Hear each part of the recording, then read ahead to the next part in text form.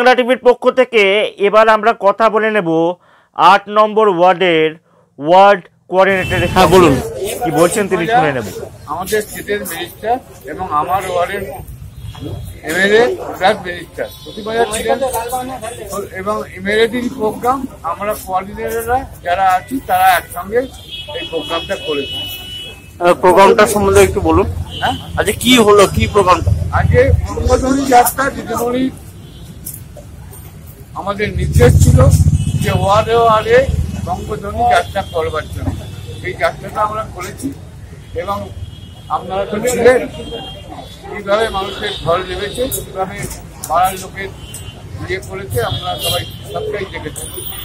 আপনারা মিডিয়ার লোক ছিলেন, আমি শশীবাজার দেখলাম একটা বাড়িও ছাড়েনি, প্রত্যেকটা বাড়ি ধরে ধরে করেছেন। আমরা বেশিরভাগটা বস্তিতে করেছি এবং আমরা বস্তির সংলগ্ন যে পাড়াগুলো সব জায়গায় আমরাও বাড়ি বাড়ি করেছি। কলকাতার ৮ নম্বর ওয়ার্ড থেকে কৌস্তব সাহার রিপোর্ট, সারাদিন বাংলা টিভি, কলকাতা।